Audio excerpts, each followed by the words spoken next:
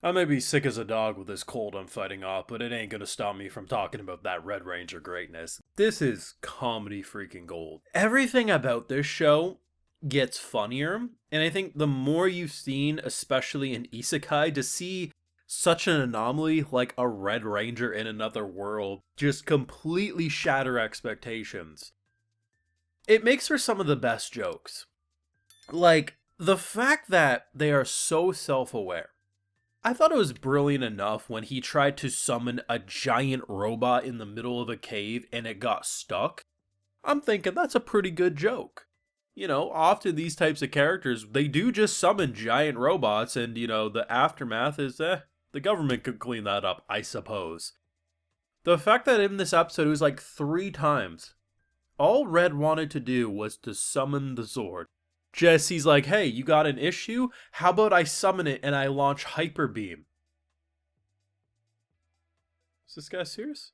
No, we're not going to do that. The casualties. Okay. What if I summon it and I flatten him like it's like the man has no self-awareness, because these rangers really don't have self-awareness often.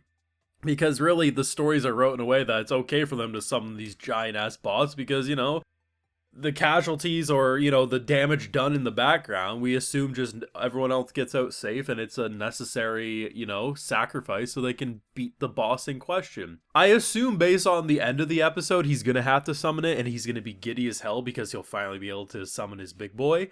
But the fact that they're self-aware enough to be like, this guy's an idiot, or here's what normally would be like an accepted trope in an actual Ranger series, is completely like, you're a lunatic in an isekai. It's just so refreshing. And the longer it goes on, the sillier and more ridiculous it becomes, but the more entertaining it becomes all in the process. And to be honest, this was very close to feeling like a season finale, so the fact that we are a third of the way through, yeah, it has me pretty excited. Of course, if you want to see my full thoughts on the episode, we do got the Patreon where we got those full live reactions available exclusively over there if you're so interested. So, Logi was a bit of a bad boy this week. To be honest, we were 1 or 2 steps away from him getting into his villain arc.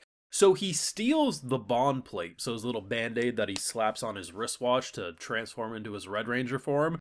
Because he got jealous that his princess was showing kindness and shit to Red.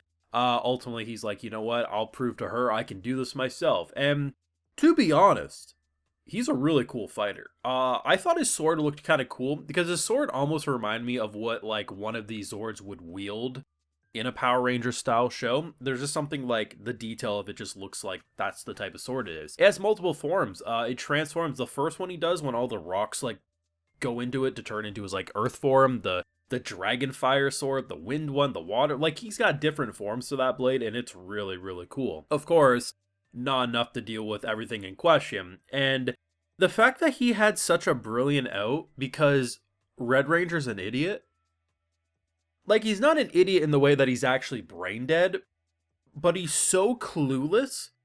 So if anything relates to something with Rangers, he's just going to immediately be like, I get it. The fact that when he realizes that, oh, my bond plate that I've been missing, so I couldn't transform and almost got killed because of, you took it. I see why. You wanted to transform, didn't you?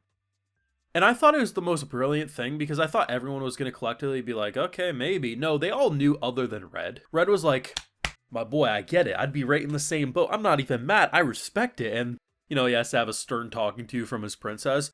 Fantastic stuff. I just love the fact that it simultaneously functions as 2 different shows, but somehow doesn't really step on each other's toes. You have your straight up fantasy story. Like, remove all the Ranger gimmicks. It's an isekai. Like, it functions as that with a sillier atmosphere. But then you also look at it, how it functions as an actual Ranger series. Like, it fully does that.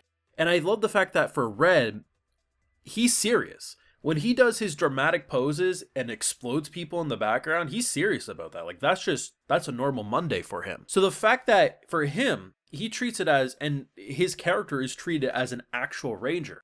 But because everyone else responding to it, even if they like the bullshit in front of them, it treats it almost like a parody isekai. And it's so good at what it does. But I think no matter how much I see, no matter how much bullshit I witness in the show, No one will ever top Idra because the reason why she's such a great character, like, she does sometimes like the bullshit, but she is the most self-aware character in the show. I don't even have opportunities to make jokes half the time in the show because the show writes it like what I'm thinking. Character mage, big protective barrier. Okay. These shows, usually kind of dumb, but we accept it because that's just how it works. We need to have time for the characters to talk. So no matter how long the characters talk, we just assume mage is keeping barrier active. Not this girl.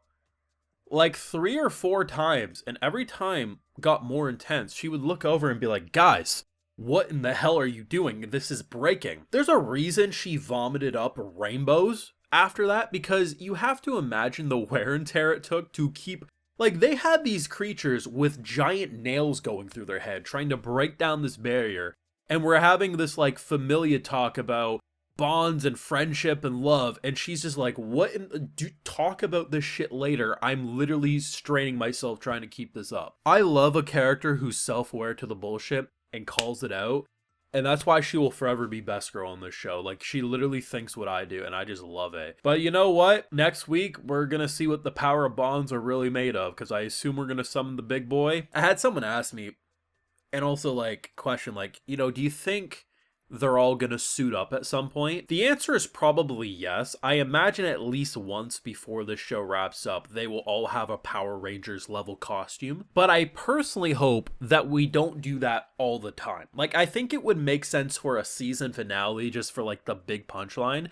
But I think it's a lot more humorous seeing straight up fantasy characters inside the cockpit of a giant bot. It's so out of place and distracting in the best possible way. So that's what I hope continues to happen. But whether Logi likes it or not, he's now made a brother for life. And similar to a lot of siblings, one of the siblings very much loves the other a lot more. But I think whether Logi admits it or not, I think the familia bonds will definitely keep him around. He'll just be grumpy in the process. This show's fantastic. This is... I watch an episode and I'm like, this is the best Isekai. Like, at the end of the day, it's not going to be my favorite of all time. But I can't deny this is definitely one of the best comedy directed and focused Isekais in the past handful of years. Like, this is some good shit. This is some cream of the crop. Like, this is brilliant. You let me know your thoughts down below. We are now a month into this show and I am loving it more than ever. But let me know what you're feeling down below. Leave a like if you enjoyed, subscribe if you're new around here, of course ring that bell, and like I mentioned, we got those full live reactions over on Patreon, and hey, while you're over there, I'll also give you a video shout out. Alright, so today we got Guest P, Kyle, John Menger, Envy Chris, Gabber Tim, QJ, Kosanda DP, and we also have Ocean Liao. So I appreciate the support, everyone. Please take care. You all have a good one.